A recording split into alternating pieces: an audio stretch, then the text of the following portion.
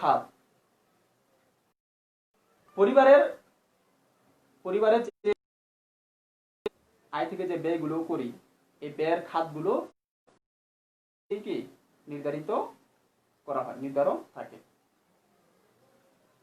3 নম্বর, তারপরে আছে কি আমাদের ব্যবস্থার প্রয়োজনীয়তা, এই ছিল বৈশিষ্ট্য। 3 নম্বর আছে কি পারিবারিক হিসাব ব্যবস্থার প্রয়োজনীয়তা। প্রয়োজনীয়তার মধ্যে প্রথম আছে সুষ্ঠু পরিকল্পনা মোতাবেক হিসাব ব্যবস্থা না রাখি তাহলে পরিবারে কি বিশৃঙ্খলা সৃষ্টি হবে, স্বচ্ছতা অভাব দেখা দিবে।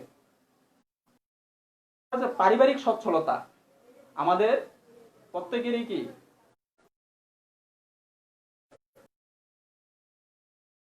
কারণ আয়ের থেকে কি ব্যয় কোনোদিনও কি বেশি হবে না। আয় থেকে ব্যয় বেশি হলে তাহলে কি হবে, পরিবারের বিশৃঙ্খলা সৃষ্টি হবে।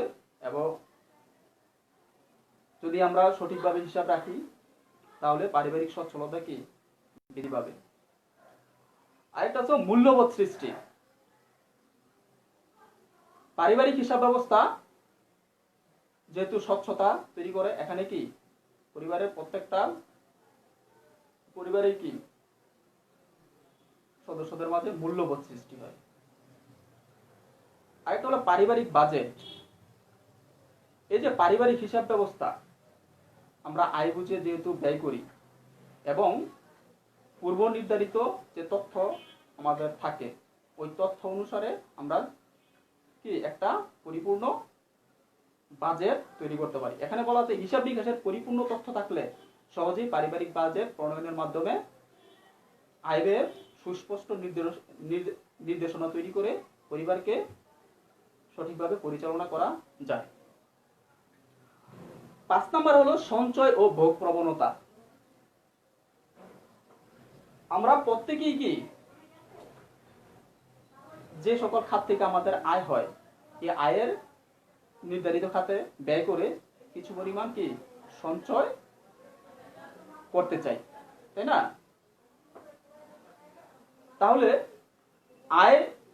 আয়ের টাকা দিয়ে ভোগ প্রবণতা কমিয়ে সঞ্চয় কি বৃদ্ধি করা প্রয়োজন হয় এবং সঠিক হিসাব ব্যবস্থার মাধ্যমে পারিবারিক হিসাব ব্যবস্থার মাধ্যমে আমাদের সঞ্চয় প্রবণতা বৃদ্ধি পায় এবং ভোগ প্রবণতা কি হ্রাস পায়।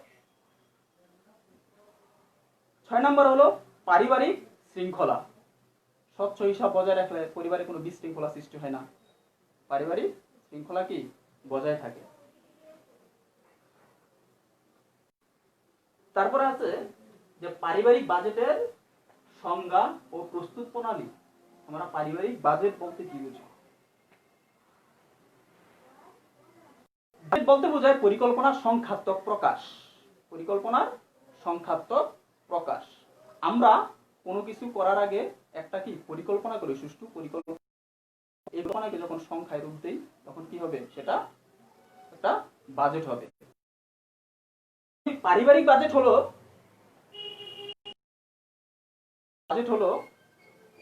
পরিবারের ভবিষ্যতের আয় ব্যয়ের পূর্ব পরিকল্পনা। যে বাজেট পূর্ব পরিকল্পনা অর্থাৎ পরিবারের আয়ের উৎস এবং ব্যয়ের উৎস নির্ধারণ করে যে পূর্ব পরিকল্পনা গ্রহণ করা হয় খাত ব্যয় যে পূর্ব পরিকল্পনা গ্রহণ করা হয় তাকে পারিবারিক বাজেট। এখন আসলে পারিবারিক বাজেট প্রস্তুত প্রণালী। তাহলে পারিবারিক বাজেট প্রস্তুত প্রণালীর আগে আমাদের সর্বপ্রথম কিছু পদক্ষেপ গ্রহণ করতে হয়। তাইলে কি পদক্ষেপ গ্রহণ করতে হয়? তোমাদের 197 পৃষ্ঠায় এর সম্পর্কে আলোচনা করা আছে যে পারিবারিক বাজেটের প্রস্তুত প্রণালী। প্রথমেই কি করা হয়? প্রয়োজনীয় দ্রব্যাদির তালিকা প্রস্তুতকরণ। পরিবারে প্রত্যেক সদস্যের চাহিদা অনুসারে প্রত্যেক সদস্যের চাহিদাকে গুরুত্ব দিয়ে কি কি দ্রব্য সামগ্রী লাগবে তার একটি কি তালিকা প্রস্তুত করা হয়। তারপর আছে মূল্য নিরূপণ। এই যে দ্রব্যের তালিকা প্রস্তুত করা হয়, দ্রব্য সামগ্রীর তালিকা প্রস্তুত করা হয়, সেটার মূল্য কি আমাদের নির্ধারণ করতে হবে, সেটার মূল্য সম্পর্কে আমাদের অবগত থাকতে হবে। তারপর হচ্ছে সম্ভাব্য আয় নির্ধারণ। এই যে আমি তালিকা করলাম, এই তালিকা কি আমার আয়ের মধ্যে আছে?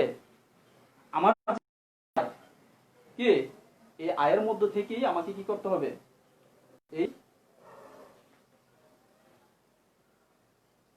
মূল্য নিরূপণ করতে হবে। তাই আমাকে আয় সম্পর্কে কি আগে আমাকে দিতে হবে যে আমার আয় বুঝে আমার ব্যয়ের তালিকাটা হবে। আয় থেকে ব্যয়ের তালিকা কোনোদিনও কি বড় হতে পারে না, তাহলে বাজেট বাস্তবসম্মত হবে না। তারপর আছে বাজেটের ভারসাম্য রক্ষা।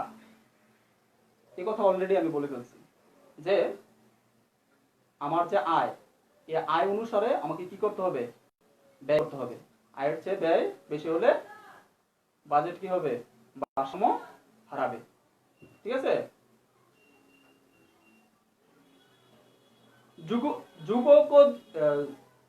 যুগোপযোগী বাজেট প্রণয়ন।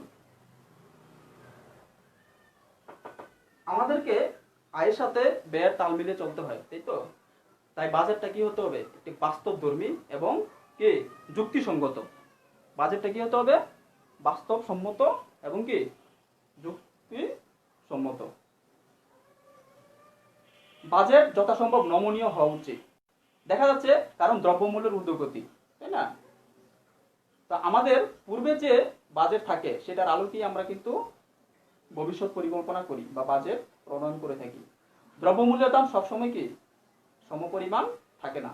তাই দেখা যাচ্ছে একটা দ্রব্যের দাম যদি বৃদ্ধি পায়, সেই আরেকটা দ্রব্যের ব্যবহার কি করতে হবে,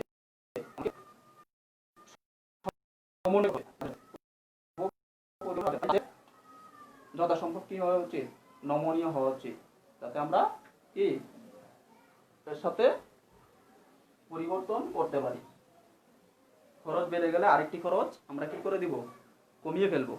কমিয়ে বাজেটটা কি, এই জন্য আমাদের বাজেটটা নমনীয় হওয়া প্রয়োজন। আরেকটা আছে বাজেটের নমুনা।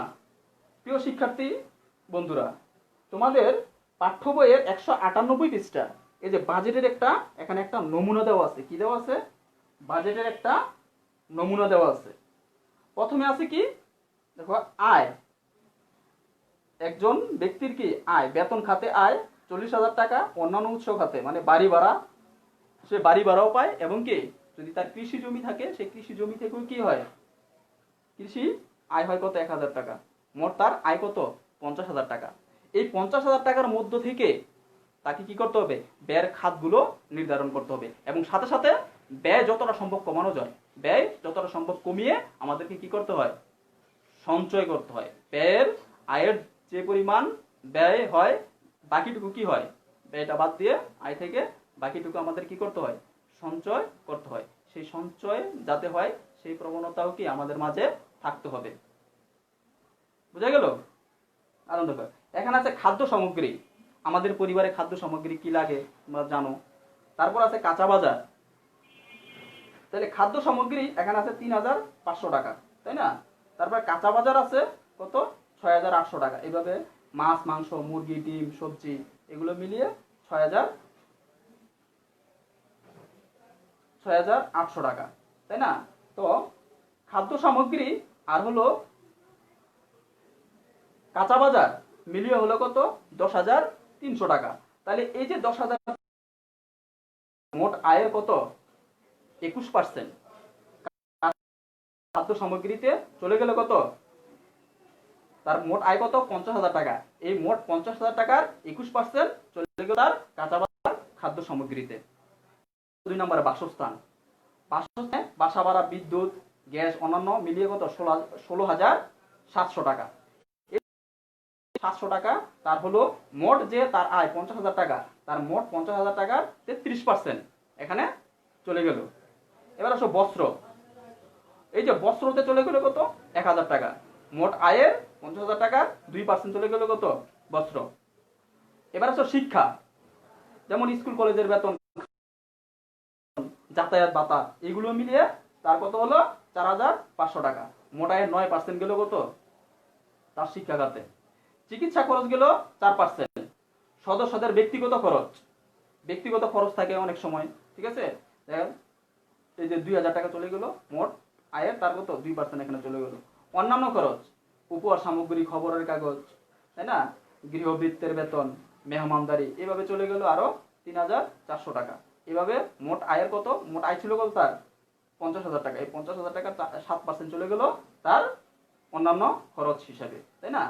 তো এবার দেখা যাচ্ছে কি 8 নম্বর আছে ভবিষ্যৎ সঞ্চয়। তো ভবিষ্যৎ সঞ্চয়ে প্রভিডেন্ট ফান্ডে সে 7,000 টাকা রাখলো, ডিপিএস করলো কত? ডিপিএস এ রাখলো কত? 3,000 টাকা। তাহলে মোট হলো 10,000 টাকা। এখানে সঞ্চয়ে চলে গেল 20%। তার টোটাল যে 50,000 টাকা ছিল আয়, এই আয়ের মোট 100% এভাবে কি বন্টিত হলো। এটা একটি পারিবারিক বাজেটের নমুনা। বুঝা গেল শিক্ষার্থী বন্ধুরা? এবার আসো পারিবারিক আর্থিক বিবরণী প্রস্তুতকরণ। পারিবারিক আর্থিক বিবরণী প্রস্তুতকরণ।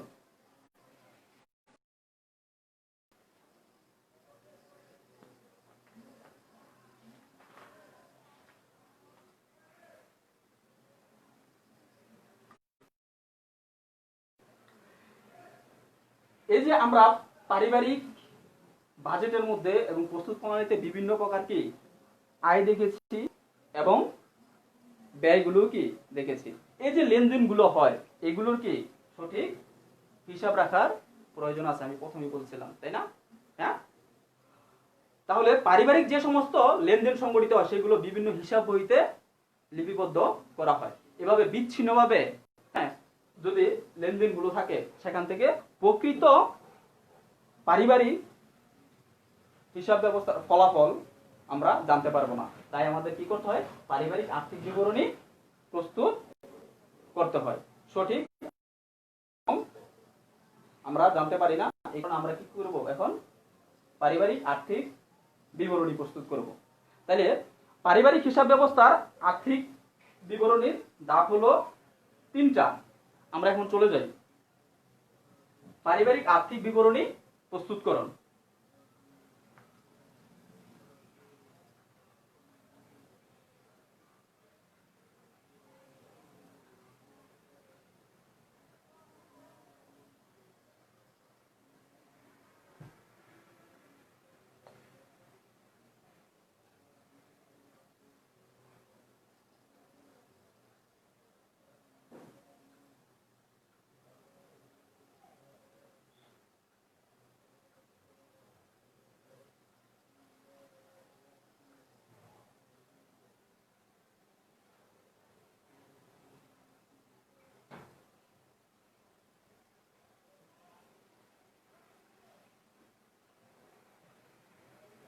এক নম্বর হলো প্রাপ্তি ও প্রদান হিসাব।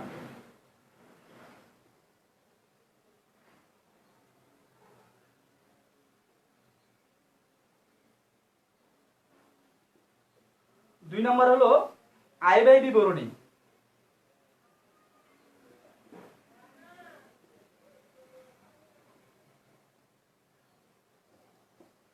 তিন নম্বর হলো আর্থিক অবস্থার বিবরণী।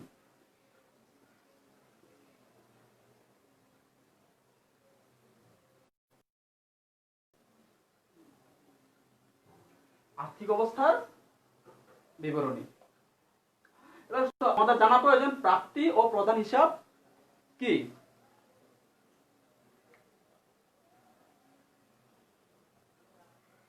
প্রিয় শিক্ষার্থী বন্ধুরা, তোমরা খাতায় এগুলো আগে লিখে নিবা।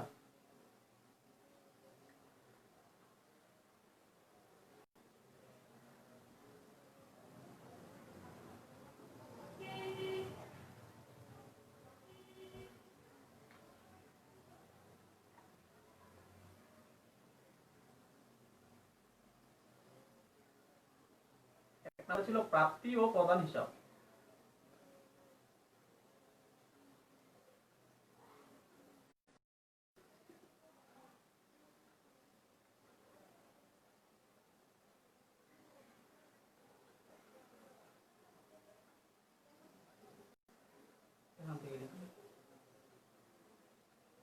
পারিবারিক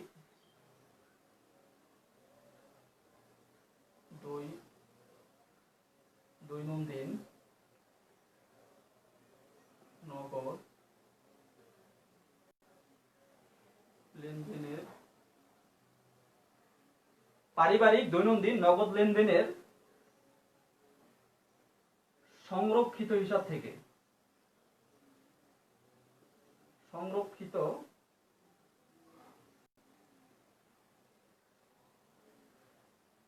থেকে বছর শেষে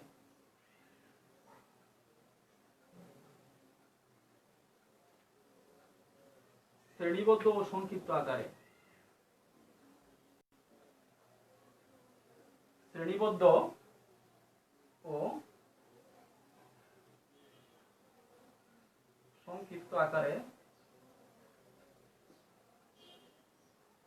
যে হিসাব প্রস্তুত করা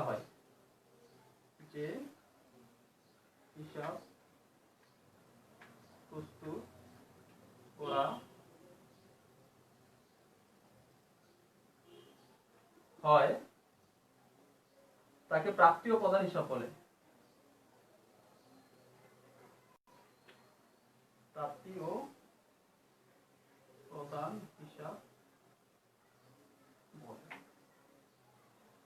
পারিবারিক দৈনন্দিন ও নগদ লেনদেনের সংরক্ষিত হিসাব থেকে বছর শেষে শ্রেণীবদ্ধ ও সংক্ষিপ্ত আকারে যে হিসাব প্রস্তুত করা হয় তাকে প্রাপ্তি ও প্রদান হিসাব বলে।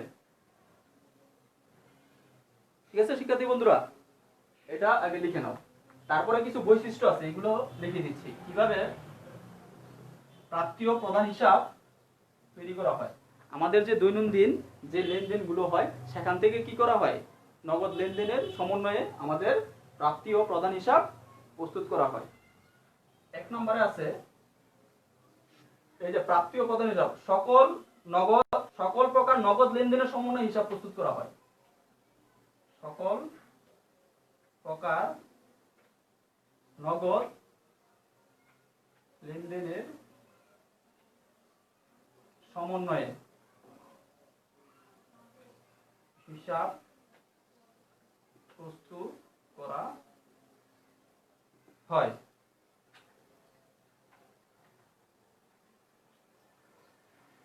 সকল প্রকার প্রাপ্তি ডেবিট পাশে এবং সকল প্রকার প্রদান ক্রেডিট পাশে হিসাবভুক্ত করা হয়। সকল প্রকার প্রাপ্তি ডেবিট পাশে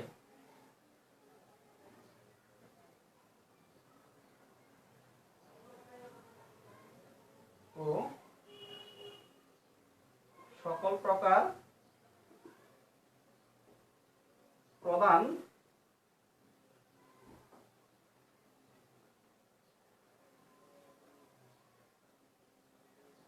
ক্রেডিট পাশে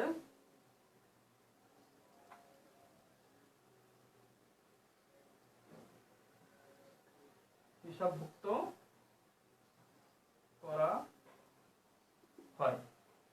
প্রাপ্তি ও প্রদান হিসাবে একটা পাশ ডেবিট থাকে আর একটা পাশ কি ক্রেডিট থাকে। আমরা ছকটা দেখে নিব পরে, আগে কি আমরা লিখে নিই, ইনফরমেশনগুলো আমাদের প্রয়োজন আছে, এটা লিখে নিও। সকল প্রকার প্রাপ্তি ডেবিট পাশে ও সকল প্রকার প্রদান ক্রেডিট পাশে হিসাবভুক্ত করা হয়।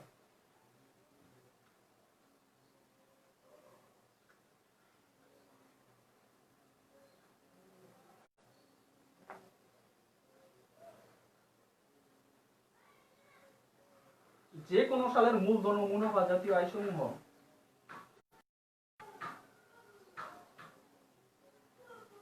যে কোনো সালের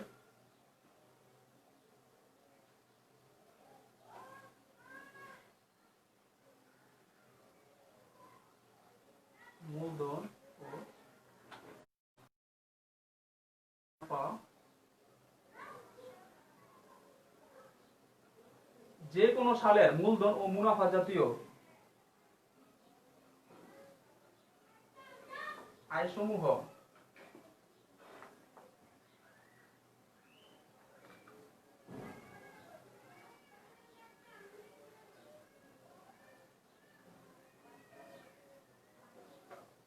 প্রাপ্তি ও প্রদান হিসাবের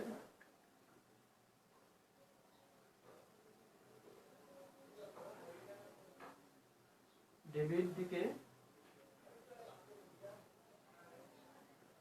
এবং মূলধন ও মুনাফা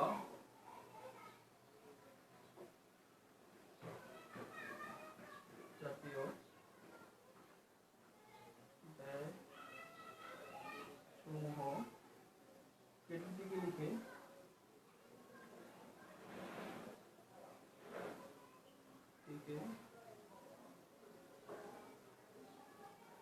লিখে হিসাব প্রস্তুত করা। প্রিয় শিক্ষার্থী বন্ধুরা, আমি কি লিখলাম? যে কোনো সালের মূলধন ও মুনাফা জাতীয় আয়সমূহ প্রাপ্তি ও প্রদান হিসেবে ডেবিট দিকে। তাহলে আমাদের কি জানতে হবে? মূলধন ও মুনাফা জাতীয় আয়গুলো কি আইডেন্টিফাই করা শিখতে হবে। আমরা যদি মূলধন ও মুনাফা জাতীয় আয়সমূহ চিহ্নিত করতে না পারি, তাহলে আমরা প্রাপ্তি ও প্রদান হিসাব থেকে আয় ব্যয় হিসাব, আয় ব্যয় বিবরণী তৈরি করতে পারবো না। তাহলে এখানে যে কোনো সালের মূলধন ও মুনাফা জাতীয় আয়সমূহ প্রাপ্তি ও প্রদান হিসাবে ডেবিট দিকে এবং মূলধন ও মুনাফা জাতীয় ব্যয়সমূহ ক্রেডিট দিকে লিখে হিসাব প্রস্তুত করা হয়। এটা ছিল প্রাপ্তি ও প্রদান হিসাব। ঠিক আছে? এবার প্রাপ্তি ও প্রদান হিসাবের একটা নমুনা ছক আমরা দেখব ছকের মাধ্যমে। ঠিক আছে?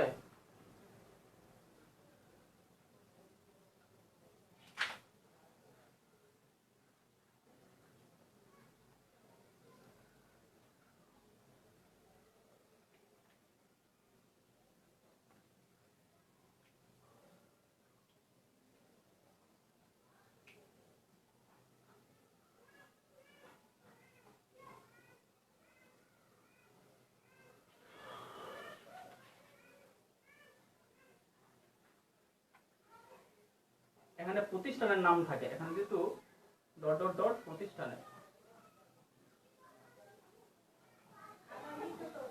প্রাপ্তি ও প্রদান হিসাব।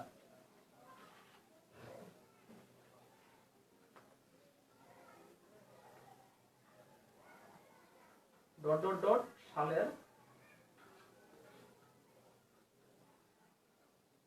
31শে ডিসেম্বর সমাপ্ত বছরের জন্য, 31শে ডিসেম্বর সমাপ্ত বছরের জন্য। এটা হলো প্রাপ্তি ও প্রদান হিসাবে একটা কি নমুনা ছক। এটা হলো নমুনা ছক।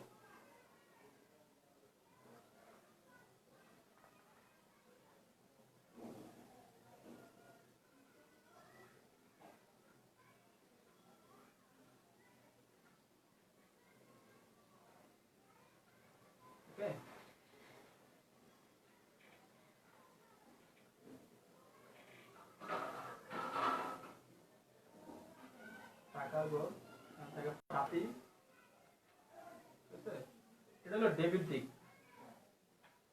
আর এটা হলো ক্রেডিট দিক। বলছিলাম না যে ক্রেডিট, ডেবিট, ক্রেডিট দুইটা দিক থাকে। এখানে আছে প্রাপ্তি, টাকা, এখানে হলো প্রদান, টাকা। প্রিয় শিক্ষার্থী বন্ধুরা, এটা হলো নমুনা ছক। কিসের নমুনা ছক? একটা প্রতিষ্ঠানের, একটা প্রতিষ্ঠানের নাম থাকবে। ঠিক আছে? তারপর প্রাপ্তি ও প্রদান হিসাব লিখতে হবে। তারপর এখানে যে সালের হিসাব আমরা করব সেই সালের নাম লিখতে হবে এবং 31শে ডিসেম্বর সমাপ্ত বছরের জন্য। এখানে ডট ডট দিলাম। এখানে কি সালে তোমাদের প্রশ্নপত্রে যে সাল বলা থাকবে সেই সাল এখানে লিখতে হবে। একদিকে হলো ডেবিট আর একদিকে কি ক্রেডিট। প্রথমে তোমাদের এই যে 201 পৃষ্ঠা দেখো, তোমাদের বইয়ে এই যে এখানে সংক্ষিপ্ত আকার একটা ছক দেওয়া আছে প্রাপ্তি ও প্রদান হিসাবে ব্যালেন্স বিডি। এই ব্যালেন্স বিডিটা হলো যে আমার যদি হিসাব বছরের শুরুতে কোনো নগদ টাকা থাকে তাহলে সেটা এখানে কি চলে আসবে। ঠিক আছে, এটা ব্যালেন্স বিডি। এই বইটা নগদান বইয়ের অনুরূপ, কিন্তু নগদান বই না, নগদান বইয়ের মতনই, তাই না? সমস্ত কি নগদ লেনদেনের সমন্বয়ে প্রাপ্তি ও প্রদান হিসাব সম্পাদন করা হয়। ব্যালেন্স বিডি, বিডি নামে এখানে টাকার পরিমাণ থাকবে। ঠিক আছে, আবার কি লিখে দিয়েছিলাম, সমস্ত তোমাদের এর আগে যে লিখে দিছি যে সমস্ত মুনাফা জাতীয় প্রাপ্তি সমূহ এবং কি মূলধন জাতীয় প্রাপ্তি সমূহ কি প্রাপ্তি ও প্রদান হিসাবে ডেবিট দিকে থাকবে।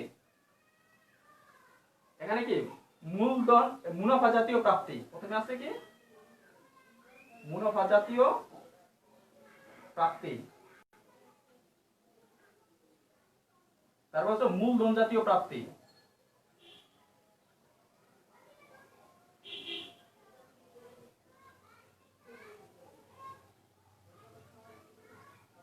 ঠিক আছে? এদিকে আসবে মুনাফা জাতীয় প্রাপ্তিগুলো, এদিকে মুনাফা জাতীয় প্রদান এবং মূলধন জাতীয় প্রদান।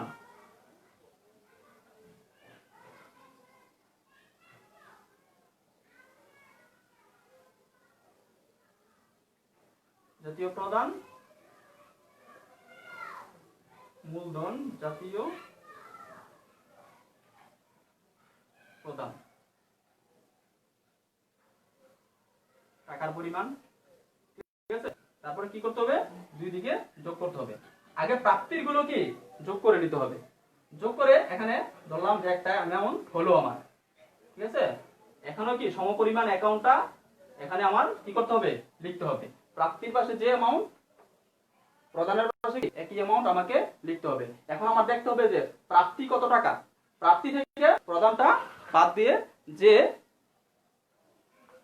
পার্থক্য হবে সেটা হলো কি ব্যালেন্স সিডি, বা আমার হিসাব বছর শেষে আমার কাছে কি এত টাকা আমার হাতে নগদ আছে। ঠিক আছে, এটা হলো ব্যালেন্স সিডি বা হাতে নগদ। আমরা যখন অঙ্ক করবো তখন লিখবো হাতে নগদ, ব্যালেন্স সিডি, পার্থক্যটা। ঠিক আছে, তো বন্ধুরা এই ছিল প্রাপ্তি ও প্রদান হিসাবে একটা কি নমুনা ছক। আমরা যে আরো দুইটা কি লিখছিলাম, আয় বিবরণী এবং কি আয় ব্যয় বিবরণী এবং কি আর্থিক অবস্থার বিবরণী। এই প্রাপ্তি ও প্রদান হিসাবের সাহায্য নিয়ে আমাকে কি করতে হবে, আয় বিবরণী, আয় ব্যয় বিবরণী এবং কি আর্থিক অবস্থার বিবরণী তৈরি করতে হবে। প্রিয় শিক্ষার্থী বন্ধুরা, এখন দেখো আয় ব্যয় বিবরণী কিভাবে প্রস্তুত করা হয়। এটা গেল তোমার প্রাপ্তি ও প্রদান হিসাব সম্পর্কে যে প্রাথমিক আলোচনা ছিল, সেই আলোচনাটা আমি কি করে নিলাম। ঠিক আছে,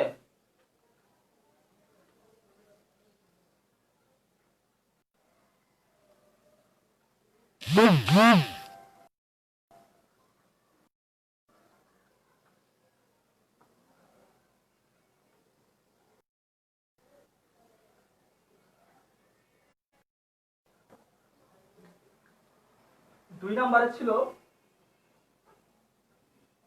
আয় ব্যয় বিবরণী।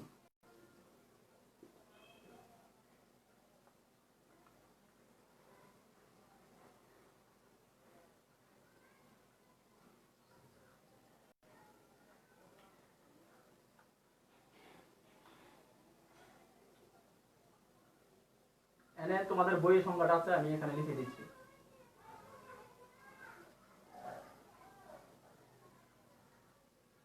হিসাবকাল শেষে অর্থাৎ নির্দিষ্ট সময়, হিসাবকাল শেষে অর্থাৎ নির্দিষ্ট সময় পর পরিবারের আয় ও ব্যয়ের উদ্বৃত্ত ঘাটতি নির্ণয়ের জন্য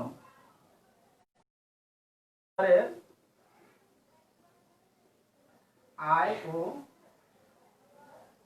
ব্যয়ের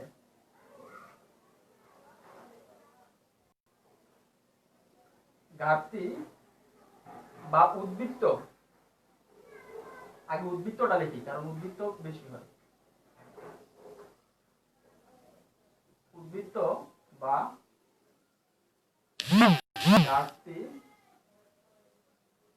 নির্ণয়ের জন্য শুধু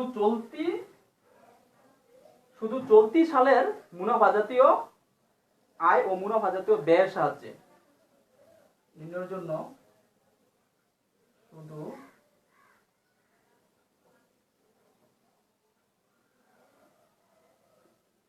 চলতি সালের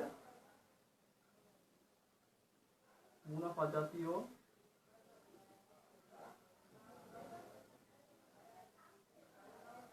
আয়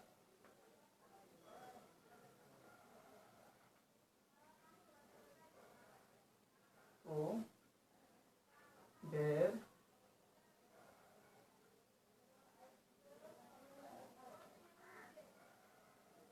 সাহায্যে যে বিবরণী প্রস্তুত করা হয়, যে বিবরণী মুছে দিচ্ছি, নিচে থেকে উপরে চলে আসবে, যে বিবরণী প্রস্তুত করা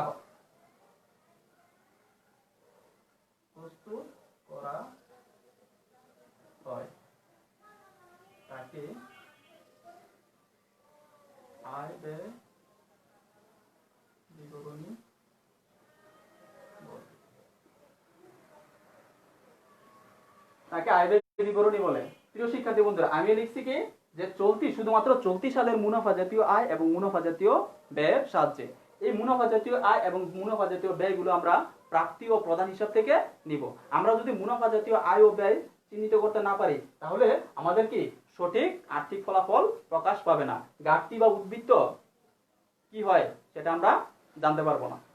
ঠিক আছে, তাহলে আমার কি করতে হবে? মুনাফা জাতীয় আয় ব্যয় ভালো করে কি চিনতে হবে এবং জানতে হবে। শুধুমাত্র চলতি সালে, যে সালে আমি আমার হিসাবপত্র যে সালের, সেই সালের আয় এবং ব্যয়ের সমন্বয়ে কি ঘাটতি বা উদ্বৃত্ত বের করব। আয় থেকে যদি ব্যয় বেশি হয় তাহলে কি হবে? ঘাটতি। আর যদি ব্যয় কম হয়, আয় বেশি হয়, তাহলে কি হবে? পার্থক্যটা কি সৃষ্টি করবে? উদ্বৃত্ত, ব্যালেন্স যেটা। এবার কিছু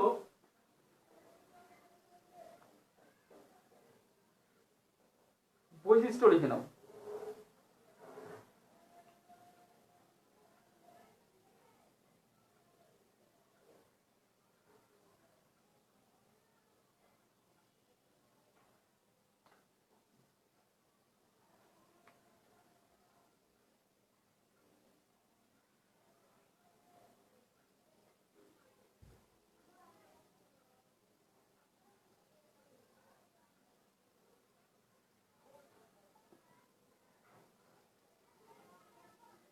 যদি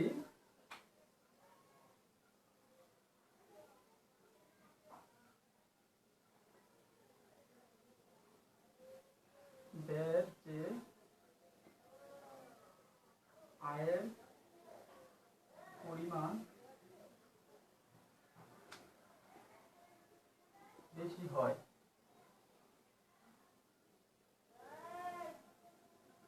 তাহলে উদ্বৃত্তকে বলে ব্যতিরিক্ত আয়।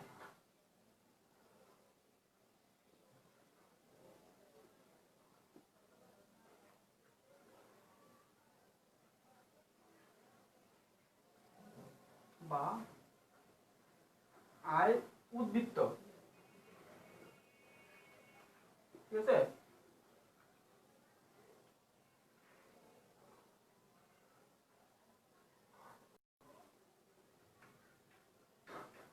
যদি ব্যয়ের চেয়ে আয়ের পরিমাণ বেশি হয় তাহলে উদ্বৃত্তকে বলে ব্যতিরিক্ত আয় বা আয় উদ্বৃত্ত। যদি আয়ের পরিমাণ বেশি হয়, যদি ব্যয়ের পরিমাণ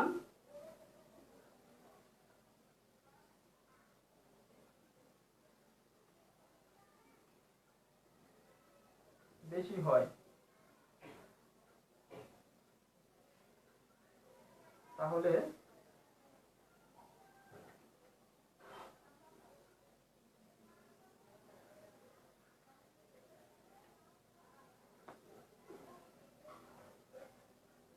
ঘাটতি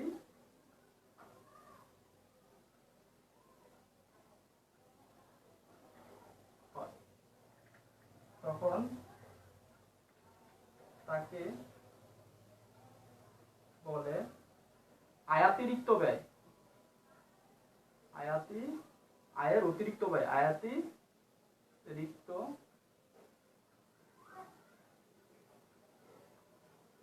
তখন তাকে বলে আয়াতিরিক্ত ব্যয় বা ঘাটতি। ঠিক আছে,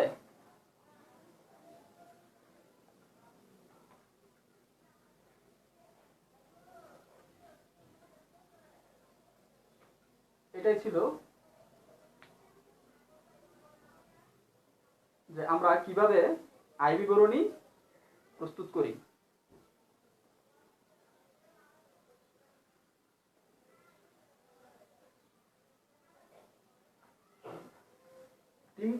তিন নাম্বার ছিল আর্থিক অবস্থার বিবরণী। আর্থিক অবস্থার প্রিয় শিক্ষার্থী বন্ধুরা, আর্থিক অবস্থার বিবরণী হলো বলতে বোঝায় সম্পদ ও দায়ের বিবরণী।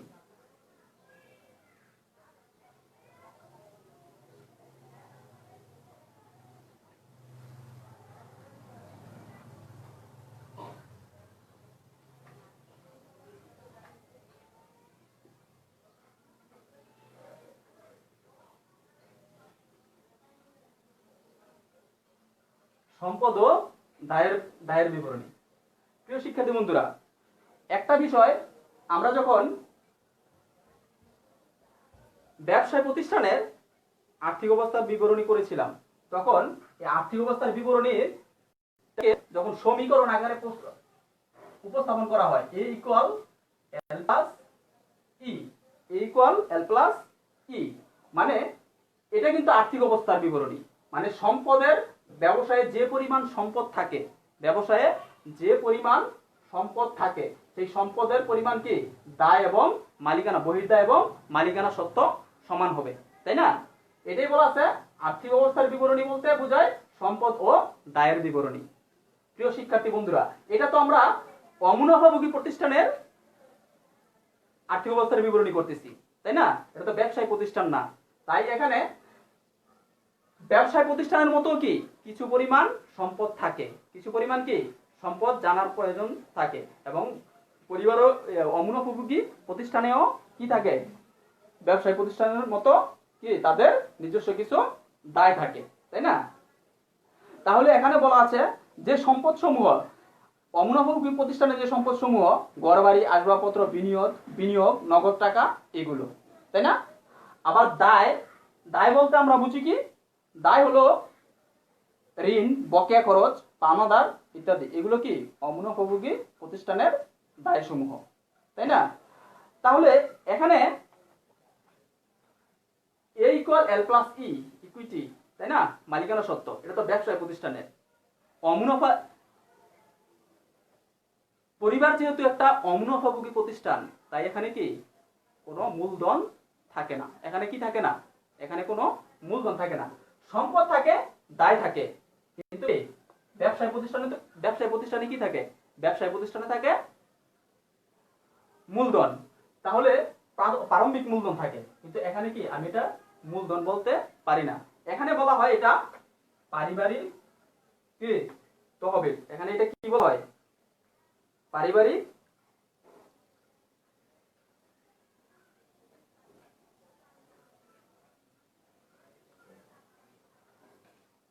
ব্যবসায় প্রতিষ্ঠানে বলা হয় মালিকানা সত্ত্ব, আর এখানে হবে কি পারিবারিক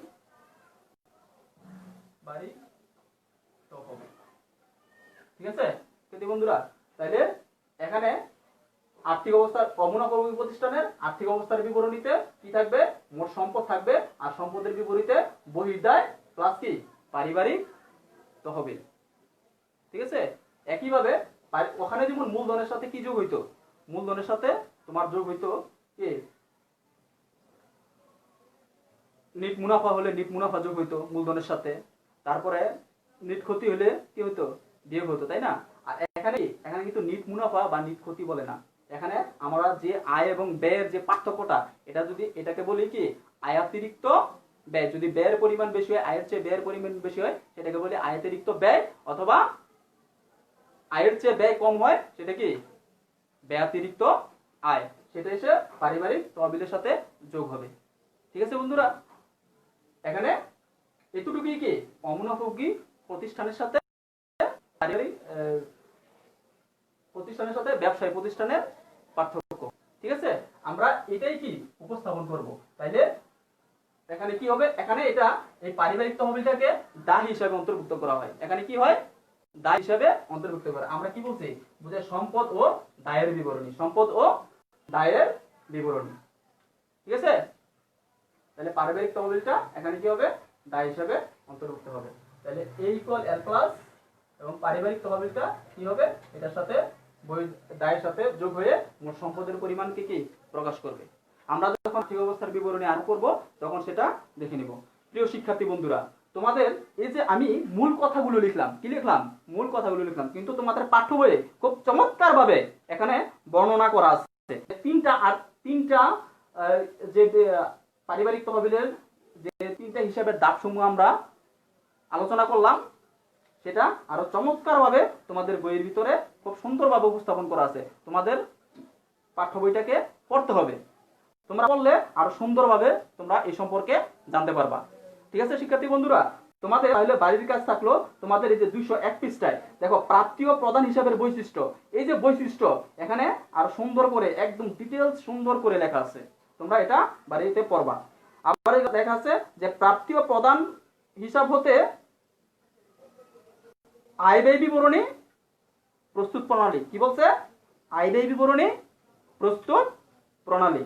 তাহলে এখনো কি কিভাবে আয় ব্যয় বিবরণী প্রস্তুত প্রণালী সুন্দর করে করা যায় প্রাপ্তি ও প্রদান হিসাব থেকে এখানে নিয়মগুলো বলা আছে। আমি প্রাথমিক তোমাদেরকে একটু ধারণা দিয়ে দিলাম, তোমরা এগুলো যদি পড়ো তাহলে আমি যখন তোমাদেরকে অঙ্ক করাবো তখন তোমরা এটা সহজেই কি বুঝতে পারবা। আবার দেখো এই পৃষ্ঠাতে 202 পৃষ্ঠাতে তোমাদের বলা আছে যে প্রাপ্তি ও প্রদান হিসাব হতে আর্থিক অবস্থার বিবরণী প্রস্তুত প্রণালী। এখানে কি তিনটা বিবরণী কিভাবে প্রস্তুত করা হয়, তিনটা হিসাব কিভাবে প্রস্তুত করা হয়, তিনটা আর্থিক বিবরণী এখানে সুন্দর করে নিয়মগুলো উপস্থাপন করা আছে। তোমরা পাঠ্য বইটা ভালোভাবে পড়বা। আগামী দিন আমরা কি তোমাদেরকে এই নিয়মগুলো তোমরা শিখো। আমাদের অঙ্কে যাওয়ার আগে এগুলো আমাদের জানার প্রয়োজন ছিল, আমরা এগুলো আজকে আলোচনা করলাম। নেক্সট ক্লাসে, পরবর্তী ক্লাসে তোমাদের সাথে ইনশাআল্লাহ আবার দেখা হবে। যা যা পড়ানো হলো এগুলো তোমরা আয়ত্ত করো, এবং এগুলো যদি তোমরা আয়ত্ত করো তাহলে তোমরা সহজেই অঙ্ক করানোর সময় তোমরা এগুলো বুঝতে পারবা। ঠিক আছে শিক্ষার্থী বন্ধুরা, আজকে এই পর্যন্তই। আল্লাহ হাফেজ।